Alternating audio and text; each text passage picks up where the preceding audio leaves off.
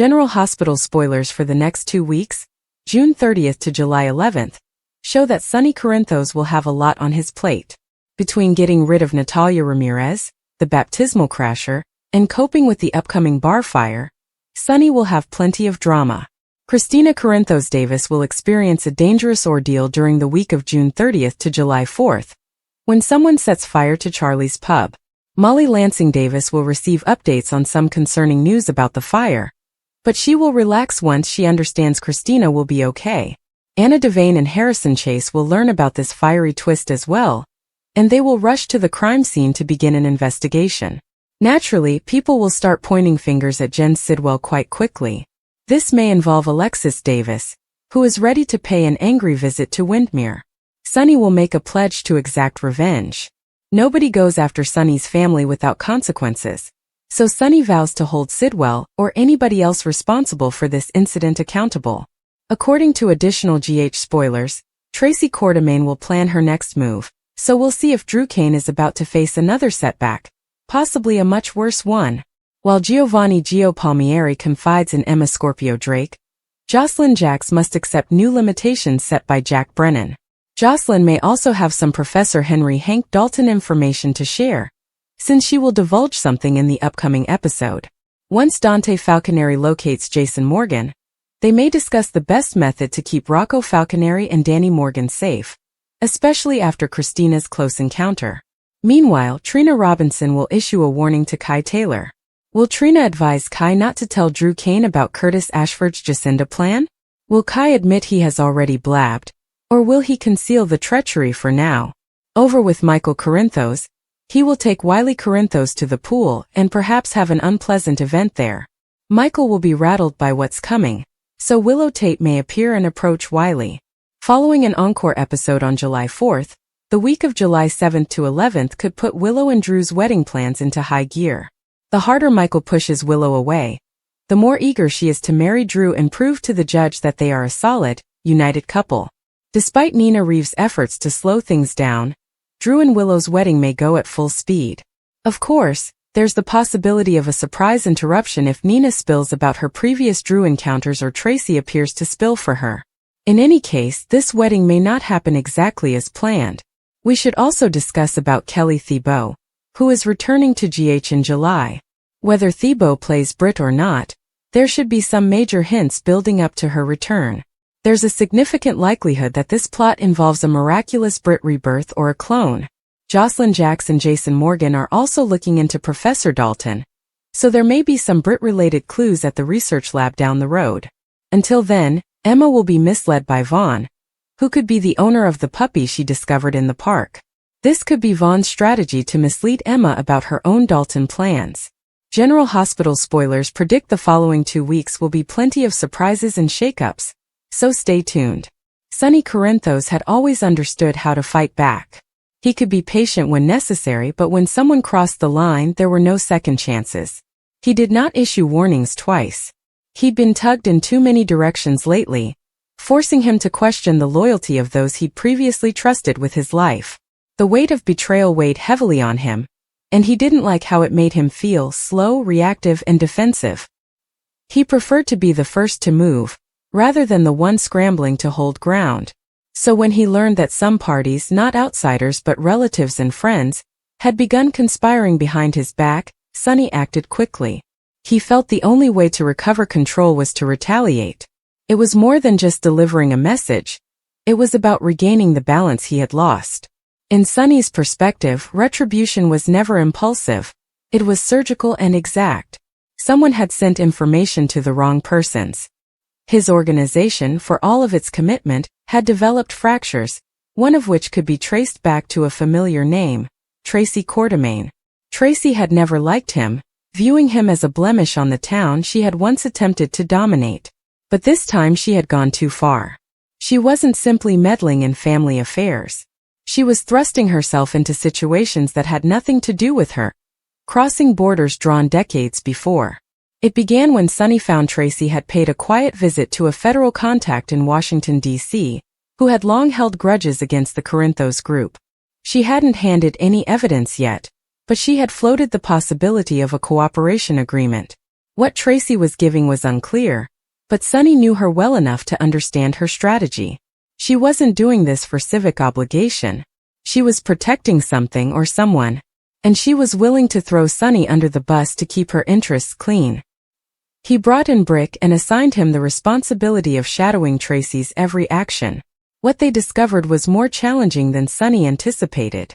Tracy had aligned herself with a group of political investors linked to ELQ, and they were supporting a new financial oversight initiative in Port Charles that would significantly limit the laundering capabilities of certain businesses Sonny was known to own on paper, albeit through shell companies. Tracy wasn't simply attempting to disrupt Sonny's illicit activities. She was also after his financial assets. And that meant war. Meanwhile, things at home were not going well. Willow, having recently returned to work and attempting to reconstruct her life after months of illness and suffering, had begun to show cracks in her polished facade. Her return to the hospital was celebrated as a triumph, a monument to her fortitude, but something inside her had changed. The woman who had previously craved peace and quiet had become sharp, suspicious, and unforgiving, especially toward anyone she felt had mistreated her family. Willow eventually concluded that Nina Reeves still wielded much too much power. Willow wasn't certain it was done, even though Sonny had publicly ended his relationship with Nina. She had noticed the subtle stares, the half-finished discussions, and Sonny's justifications about keeping things cordial for the children. Willow was no longer naive. She had discovered that forgiveness had a cost, and she was unwilling to pay it when it came to Nina. So Willow started her own stealthy sabotage. Started little. When Nina sent Wiley birthday gifts, Willow forgot to deliver them to him. When Nina requested a visit, Willow claimed he had a cold or that they were out of town. Michael had observed but had said little. He too was reluctant to give Nina another chance. Willow was not pleased with passive resistance. She wanted Nina out of their lives. Willow took action when she discovered Nina was working behind the scenes to gain access to the hospital board, in order to secure funds for a new wing. She surreptitiously contacted board members she had been close to during her rehabilitation, and launched a quiet campaign to undermine Nina. She did not make baseless charges. Instead, she sowed seeds of doubt about Nina's reputation, motivations, relationship with Sonny, and the conflicts of interest that could result from her influence. It did not take much. In an environment like General Hospital, perception was important. Nina's efforts were soon hindered, hampered by bureaucratic red tape and suspiciously withheld endorsements. Willow assured herself that it was for the greater good. Nina was dangerous and manipulative. She did not deserve a say in the hospital's future. But deep down, some of her acts sprang from grief, the kind of deep buried pain that had never entirely healed from the continual betrayals, secrets, and heartbreaks. She had struggled for her life, and Nina had exacerbated the situation. There was no going back. Meanwhile, Sonny's revenge began to take shape. He did not approach Tracy with violence at first. Instead, he targeted her allies. Brick learned that one of Tracy's financial backers had a side agreement with a mob-run casino in Atlantic City, which the feds would be very interested in. Sonny leaked the material anonymously, passing it through an attorney with no traceable ties. Within a week, the individual had withdrawn his funding and left the spotlight, citing health concerns. Tracy has lost one of her strongest pillars. She countered with her own pressure, diverting ELQ resources from cooperative real estate ventures in which Sonny had invested. It was a chess match with millions at risk and reputations on the line. Ned tried to interfere, but Tracy did not listen. She plainly warned her son, if Sonny wants to play king, he'd better be ready to lose the crown. But Sonny wasn't alarmed. Actually, he embraced it. He began visiting former allies, consolidating power, and reaching out to contacts in Florida and Puerto Rico. If Tracy wanted a war, he'd give her one, and he wouldn't fight it alone. Back in the hospital, Willow's sabotage had taken on a life of its own.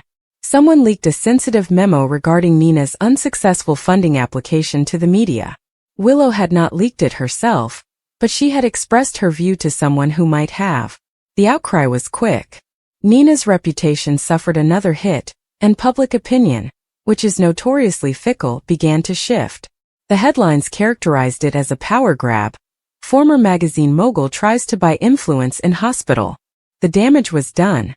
Nina confronted Willow outside of the pediatric unit a few days later. It was polite at start, cautious words, soothing tones, but it did not endure. Nina accused her of manipulating Wiley, turning him against her, and arranging a smear campaign. Willow did not refute it. She simply stated, "You don't get to rewrite the past. Nina, you are causing harm to others. You can't seem surprised when they don't want you around." A nurse overheard the confrontation, and by the end of the day, half of the hospital was talking about it. Michael, trapped in the middle, became increasingly nervous. He backed Willow, but he saw the toll it was taking. Her obsession with Nina, with completely removing her from their circle, was beginning to harden her. He remembered the woman he fell in love with, soft-spoken and idealistic. The woman was still present, but she had transformed, and he was unsure whether it was for the better.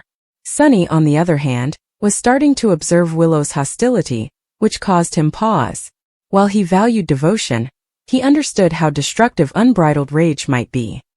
He'd seen it in Carly, Ava, and in himself, and now he saw shades of it in Willow.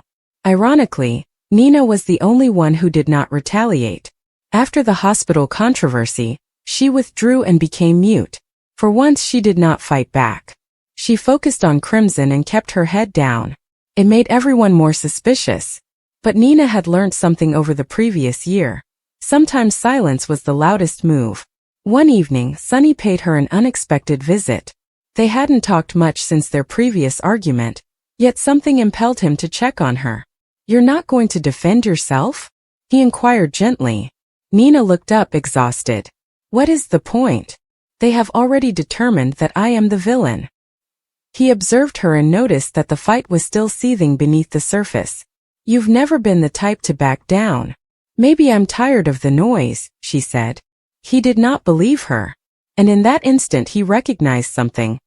Nina was plotting something. She was not giving up. She was regrouping. And her next move would be significant. Sonny departed that night with a shiver down his spine. He has enough enemies. However, those who waited in silence were always the most deadly. Meanwhile, Tracy was not done. Her political ties were considerable, and with the mayoral race approaching, she had began grooming a candidate to run on a platform of moral reform in Port Charles. The strategy was straightforward. Put someone in office who would target Sonny's enterprises, enhance scrutiny, and restore law and order to the town. Tracy understood how to play the long game. If financial pressure would not work, she would use politics to her advantage. Willow, intentionally or unknowingly, was contributing to that plot. Tracy's narrative was strengthened by her campaign against Nina, which claimed that the city needed to be cleansed and that moral corruption had gone unchecked. Dante, observing from the sidelines, became increasingly anxious by the day. He saw divides forming. Sonny's group tightening, Tracy solidifying control, Willow manipulating public sympathy toward a vision that felt dangerously manipulative. He grabbed Sonny aside one afternoon and said, "Whatever happens, it's no longer simply personal. It's about power." Sonny nodded, but he was already present. The game had changed. What began as vengeance, sabotage, and ancient grudges had grown into something more. Everyone was making moves. Everyone had an agenda. And in Port Charles, when the chessboard became overcrowded, someone was always sacrificed. Brooklyn and Lulu. What is the endgame?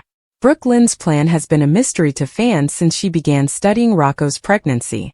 Brooklyn appears to believe Rocco is unaware of how he came to be, based on a flashback in which Lulu stated that she does not lie to her children. The Reddit user Chalinfan questioned the purpose of this narrative, writing, "I don't see where this Rocco thing will even hurt that many people, honestly, because Lulu and Dante are still his biological parents. This will not have a significant impact on his life." That's a reasonable point, which puts us back to the question of whether this is about rewriting Rocco's origin narrative and making Brit his mother. In Thursday's recap, poster Nola Girl seemed to believe that's what this is about. "I'm sorry, but so far this whole Rocco parentage storyline is a really stupid excuse to bring back Kelly Thibault," MZZ added. "Yup, and trash BLQ some more. Although I'm looking forward to Thibault's return, this storyline is strange. Viewers agree that Brooke Lynn was an idiot for putting a file labeled Rocco Falconeri in large letters where anyone, including Rocco and Danny, might discover it. Unless that was her intention. Then there's Lulu's relationship with Gio, which is rubbing viewers the wrong way, especially this one. It's cringeworthy that the lady who helped blow up Joe's life is now closer to him than Brooke Lynn, who has known Gio since he was a child. And don't get me started on Joe's misguided rage. I could understand if he were a small child, but not a 20-something crying, "My mother didn't want me." Though their relationship isn't there yet, Gio and Emma require a pregnancy crisis to open Joe's eyes. Other storyline ponderings. Hey Sasha, haven't we learned the value of having a nanny cam in the nursery during the last few months? While many people believe Daisy's nightly visitor is a broken Willow, I mentioned in last week's column that it may be someone as harmless as the baby's grandma, Holly. This week, Holly's name mysteriously appeared just as Daisy received another scary visit. A red herring? We could scarcely celebrate Tracy's victory over Drew because Kai revealed Curtis' plot for Jacinda to the congressman. I hope there aren't too many fans of Trina and Kai, because the writers killed them off before they really got started as a relationship. How did Natalia deduce from their chat that Sonny would be traveling with her to Belize? And Natalia's blabbing about Sonny's dirty money to Brooke Lynn and confiding in Marco about leaving the nation will only lead to her death. Finally, Dante's apology to Jason for being a jerk to him and criticizing his parenting was a positive step toward removing the stick he'd been carrying about for a while. Brooke Lynn Quartermaine and Lulu Spencer had always had a difficult relationship, shifting between antagonism and hesitant cooperation depending on the season and who they were fighting for. Theirs was not a classic quarrel, founded not of betrayal or tragedy, but of opposing personalities and deeply ingrained family identities that never seemed to align. Over time, what had once been heated debates over minor misunderstandings turned into full-fledged standoffs that left supporters frustrated, rather than entertained. What began as a sharp and hopeful tug-of-war between two passionate women had become stale, a cycle of repetition that no longer seemed to serve any obvious purpose. Longtime General Hospital watchers had been following their friction since the beginning, when Brooke Lynn was still trying to carve her place in the Quartermaine family legacy and Lulu was looking for herself outside of being a Spencer. The two frequently collided in scenarios involving mutual friends, romantic relationships, or family politics. Initially, their interactions felt unpredictable and complicated due to the jumbled overlap. However, somewhere along the way, the stakes stopped changing, and their confrontations began to feel recycled. Old grievances rehashed with no character development to show for it. Their most recent conflict erupted over what some fans regarded as yet another minor issue, one involving Leo's school fundraiser, Dante's time with Rocco, and a public misunderstanding that escalated into a bitter public argument. Brooke Lynn had expressed her dissatisfaction of Lulu's most recent parenting decisions, hinting that Lulu was once again putting her personal desires ahead of her child's needs. In response, Lulu accused Brooke Lynn of being judgmental and self-centered, alleging that everything Brooke Lynn touched eventually fell apart due to her unwillingness to be honest or vulnerable. Fans were irritated by the delivery of the argument rather than the subject itself. The same old slurs, the same repeated grievances. It was as if time had stopped, and neither lady had progressed beyond their worst selves. Viewers were most disappointed by how needless the storyline had become. Instead of proceeding to anything more significant, such as personal growth, forgiveness, or perhaps an unexpected alliance, their continual feud remained stuck in a cycle. Even when the writers hinted at a potential truce or moment of mutual understanding, the show always went back to square one. For other fans, Brooke Lynn and Lulu appeared to be written not as persons, but as story devices, hurdles in each other's life designed to create drama without providing a deeper emotional payoff. This standstill was especially disheartening, because both ladies had shown hints of maturing into complicated, three-dimensional characters at various points throughout the show's extended run. Brooke Lynn had struggled to establish herself in a family that frequently ignored her ability. She had been through heartbreak, professional disappointments, and some very humiliating betrayals. And while she'd made plenty of mistakes, many of which she admitted with her trademark stubbornness, she'd also demonstrated a strong desire to be loved and treated seriously. Fans had witnessed her fight with her identity, from hopeful vocalist to hesitant businesswoman, from mischief maker to someone attempting to lead with ethics. Similarly, Lulu had felt the emotional impact of her family's legacy. As Laura's daughter, she had frequently attempted to strike a balance between rebellion and duty. She had lost too much too soon, and her sadness influenced her decisions, sometimes recklessly, sometimes defensively. But she'd also grown. As a journalist, a mother, and someone who had experienced heartache and illness, Lulu had repeatedly demonstrated her ability to fight for what she believed in and defend those she cared about. So why, supporters wonder, are these two ladies reduced to bickering over who Dante spends more time with, or whose opinion of Olivia's cuisine is more important? There's a common belief among dissatisfied fans that the show constantly returning to Brooke Lynn and Lulu's conflict because it's easy low-hanging fruit in the huge orchard of character interactions. Their past creates tension, and when the script tries to create more exciting or innovative arcs, the show returns to what previously worked, thinking nostalgia will carry the tale. But it isn't working anymore.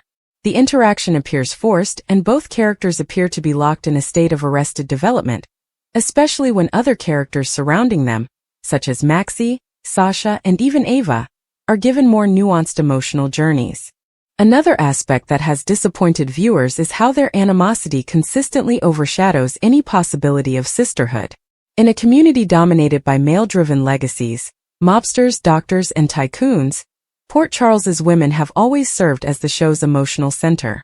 When two powerful female characters go from rivalry to camaraderie, it's immensely intriguing. Brooke Lynn and Lulu might have testified to this. Their same experiences surviving family strife, overcoming loss, and parenting under public scrutiny should have united them. Instead, they continue to undercut one another in ways that feel less dramatic and more like regression. It doesn't help that their disputes frequently function as plot filler during gaps in the larger stories. Just as the audience is anticipating a huge discovery concerning Sonny or a shocking twist in a murder investigation, the momentum is broken by a cafe dispute between Brooke Lynn and Lulu over who RSVP'd late to Monica's birthday lunch. Fans do not dislike interpersonal turmoil. In fact, they enjoy it. That is the bread and butter of soaps. However, when the emotional stakes feel artificial or divorced from the characters' larger arcs, the drama loses its impact. And that is exactly what has been happening. It's also worth noting that the women are frequently portrayed as catty, impetuous, and insecure when they're together, which many fans have condemned as lazy writing. Brooke Lynn becomes overly aggressive. Lulu becomes sanctimonious. When they are at odds, their motivations have little substance. Instead of being motivated by genuine emotional conflict, their disagreements frequently come from little slights or misunderstandings, which then escalate into melodramatic situations that go nowhere. This practice not only undermines the personalities, but it also reinforces outdated notions about how women interact. Some fans have suggested remedies. One concept that has taken popularity on social media is a storyline that requires Brooke Lynn and Lulu to collaborate, either as co-leaders of a campaign for a neighborhood arts facility, or in a shared custody arrangement that puts Rocco at the heart of a delicate balance. The goal would be to push them together under conditions that require growth, patience, and, eventually, forgiveness. Watching them fumble through cooperation, battle to trust each other, and possibly create a reluctant bond would be far more intriguing than yet another spat over small matters. Others have suggested that it may be time to completely separate them. Let Brooke Lynn's plot revolve around her singing career, her relationship with Chase, or the generational conflict within the Quartermain family. Allow Lulu, after fully recovered from her coma, to begin a new life focused on her journalism, political ambitions, or battle to define herself as a Spencer in a society where her father's legacy still looms big. By giving them separate paths that don't always meet, the show might allow both women to mature independently, and if they do conflict again in the future, it will be from fresh, layered tension rather than old hatred. Brooke Lynn, with all her boldness and intransigence, deserves to be recognized for her keen wit and fierce loyalty in more than simply conflict situations. And Lulu, who has fought for her family and dignity more times than fans can count, deserves better than to be the permanent target of another woman's rage. Their tales should be important, not as distractions or conflict fodder, but as meaningful emotional arcs that indicate something about their resilience, fragility, and potential to change. Fans are speaking up more than ever, urging the writers to reconsider this dynamic. In a program with a rich cast of characters and decades of sophisticated storytelling, there's no excuse for returning to the same old route. Brooklyn and Lulu could be more than rivals. They can be leaders, survivors, and complex women with rich emotional lives who don't have to engage in eye-roll-inducing conflicts every time they share a scene. General Hospital has always been at its best when it takes risks, defies expectations, and dares to push characters into unfamiliar emotional territory. It's done it before with characters like Carly, who went from troublemaker to matriarch, and Ava, whose transformation from villainous to bereaved mother surprised even her harshest critics. Brooklyn and Lulu deserve to be treated similarly, because if not, fans are concerned that they will be locked in the same cycle, and the audience may eventually cease caring.